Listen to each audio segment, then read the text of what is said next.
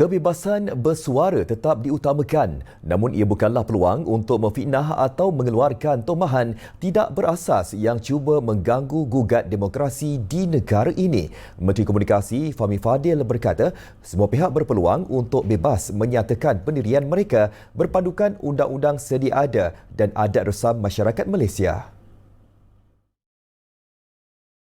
Saya perlu tegaskan bahawa kebebasan suara sihat dalam negara kita terbukti dengan ada pelbagai konten yang dihasilkan dalam pelbagai akaun TikTok ya, sebagai contoh, dan pihak pembangkang bebas untuk bersuara, tidak menjadi masalah, dan individu seperti Datuk Amiga masih terus boleh bersuara, tidak ada apa-apa tindakan penguasaan yang akan diambil.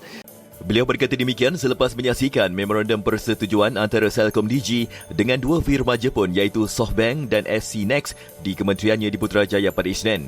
Perjanjian dimeterai antara Ketua Pegawai Eksekutif CelcomDigi, Datuk Idham Nawawi, Naib Presiden dan Ketua Bahagian Perniagaan Global SoftBank, Kimi Masakudo, dan Ketua Pegawai Eksekutif SC Next, Jun Okawara. Mengulas selanjut, Fahmi berkata Perdana Menteri Datuk Seri Anwar Ibrahim sememangnya tidak mahu menggunakan akta hasutan, namun ia dikenakan jika sesuatu perkara yang boleh mengganggu gugat perihal diraja dan demokrasi negara. Fahmi menjawab pertanyaan media mengenai dakwaan bekas pengerusi Gabungan Pilihan Raya Bersih dan Adil Bersih 2.0 Ambiga Srinevasan kepada sebuah media tempatan. Ambiga meluahkan kekecewaannya dengan tindakan pembaharuan yang kononnya dilakukan oleh Kerajaan Pentadbiran Anwar yang dakwanya amat perlahan, malah dilihat hanya memfokuskan isu memerangi rasuah.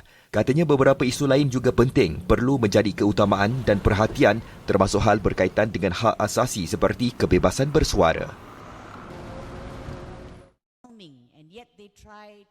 Sementara itu, Fahmi turut menyatakan kesediaan bertemu Ambiga bagi memperjelaskan segala bentuk usaha yang telah dilaksanakan Kerajaan Perpaduan ketika ini dalam reformasi negara ini.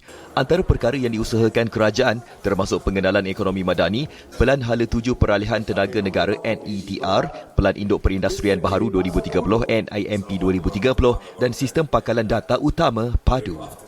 Saya sarankan beliau untuk meneliti semula kelima-lima dasar ini kerana ia menunjukkan dan membuktikan bahawa kerajaan ini mempunyai satu pandangan yang cukup jauh dan satu usaha reformasi yang besar-besaran, bukan hanya dalam isu membantras rasuah tapi juga ikhtiar kerajaan untuk sebagai contoh 2 Januari yang lalu kita telah lancarkan sistem padu yang sebelum ini merupakan satu kekangan untuk kita mengatur dasar berasaskan data dan juga bukti.